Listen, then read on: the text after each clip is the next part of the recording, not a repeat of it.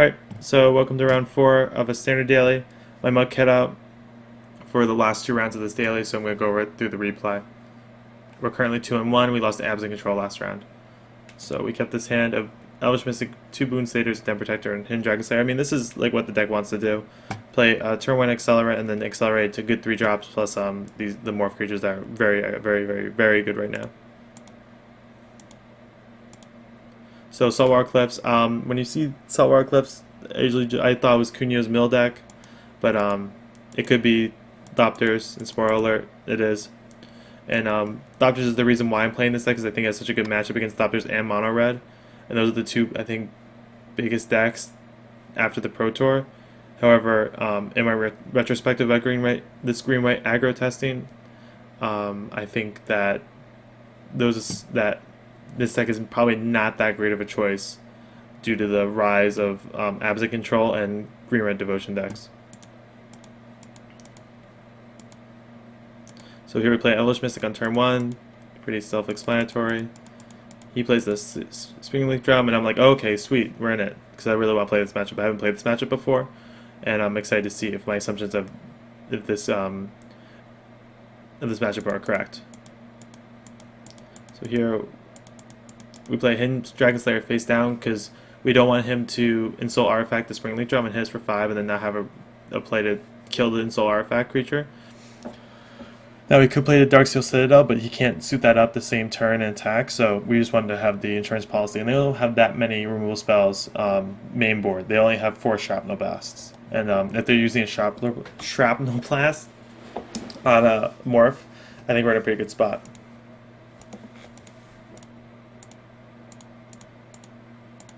So here he plays a Chief of the Foundry. We're like, cool, that's fine. Play a Scryland. We keep that on top.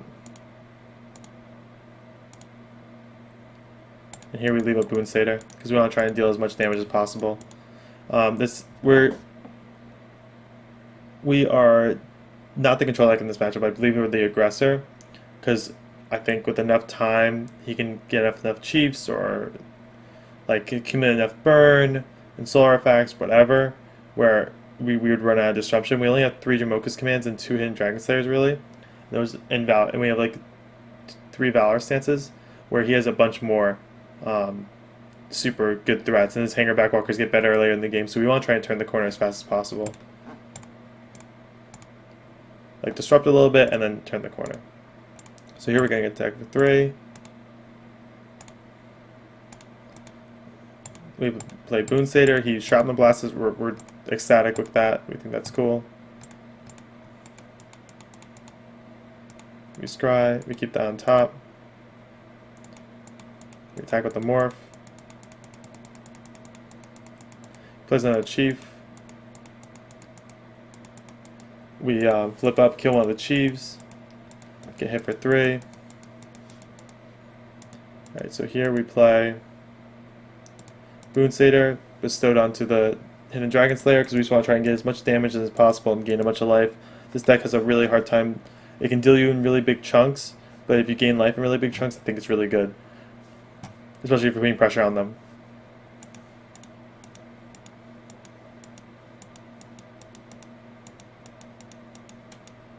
There's a Ghostfire play, equips, attacks for 3. We draw another Boon Satyr. Slap that guy on here. Now we have 11-6 power attacker with lifelink. We just attack right through his 5-6. Don't even worry about it. He goes to 1. And he concedes from there. So we got pretty lucky drawing the second Boon Satyr. I mean, we probably could have won that game anyway. But we were pretty set up to go even longer. But it just goes to show basically like how low to the ground this deck is, and it's able to really pressure this deck. It has a lot of the tools you need to deal with the Insult Artifact deck.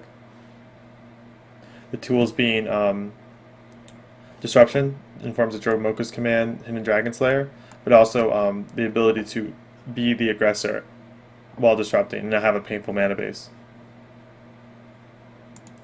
So if we go to game 2,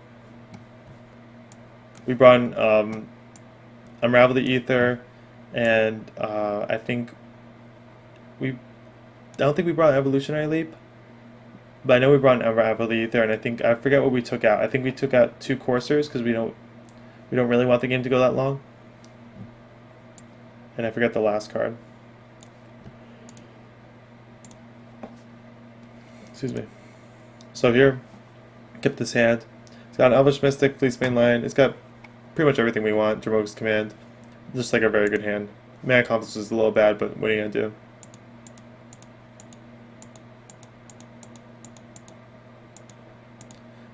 We play an Elvish Mystic.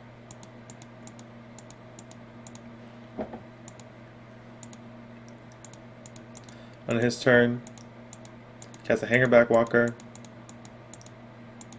And then we leave up all our mana because we just want to either unravel this turn or Boon Satyr. I think we should play Mana Confluence there just in case we want a Dromoka's Command, but I think it's the same if he like suits up a Darksteel Citadel with Insult Artifact. We just want to unravel it.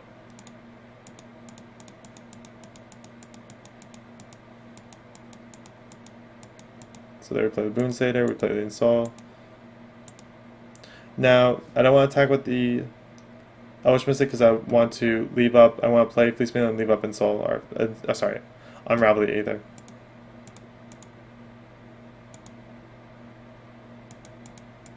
Attack for 4, bring it to 17, play the Fleecemane Lion, and leave up Unravel. He Shrapnel blast the Fleecemane Lion. We're fine with that. I mean, we could have left up Dromoka's Command, but we're okay with this situation.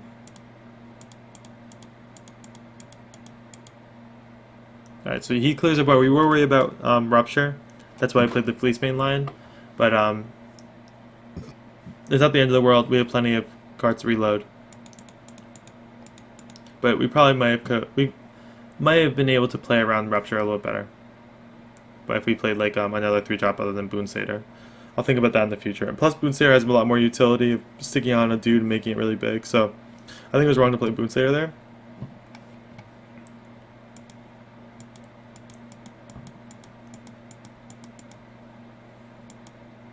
Like, I think the correct 3-drop would have been to play Deathmist Raptor. So here we play Courser. You just want to gain a bunch of life, and having Dromoka's Command on top is really good. It like invalidates a Shrapnel Blast, it kills an Soul Artifact, and those are the 2 biggest threats to us. Gains a life with a Saltwater Cliffs, he plays an Ornithopter, he attacks us for 1 with a Thopter, then passes the turn. We attack for 2, goes to 16, we play a Deathmist Raptor and pass. Shields are down, but he really doesn't look like he has much. Attack for 5, shields go up, pass. Plays an Ornithopter. We kind of do this dance for a little while. Gain a couple of life scry. We put the Elvish Mystic fast to the bottom. And we have the Hidden Dragonslayer on top now, which is okay. Pretty good. And here we just leave the shields up.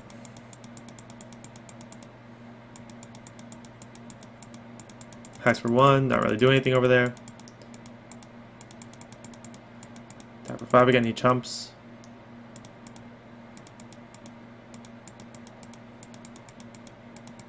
Now here we could go for the kill, but I think we're in such a dominating position that I just don't want to risk it.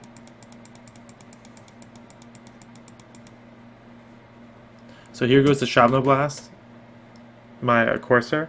So I decided to prevent the damage and have him fight the Thopter because I just want to try and clear his board so we can just keep on attacking him and killing him. There was a consideration of putting a 1+1 counter on this, but sorry, 1+1 counter on this, but it doesn't really matter.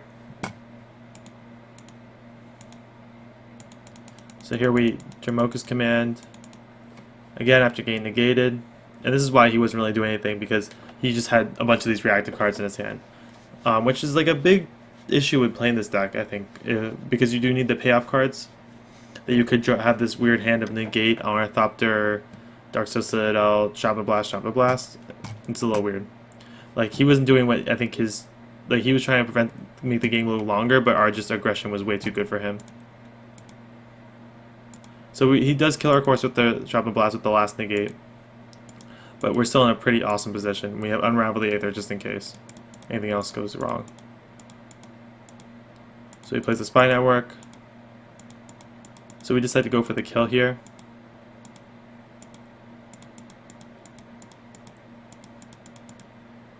And then he just concedes from there. Alright, thanks for watching. Again, before I go, I do want to say that I do feel like this is a good matchup. I've only played against it once, but I think these past 2 games kind of demonstrate, even though he didn't draw in Soul Artifact, which is pretty much the reason why this deck is good, we had a lot of tools to beat it in both our games. So I think if you're looking to beat the Soul Artifact deck, I think this deck is a great choice.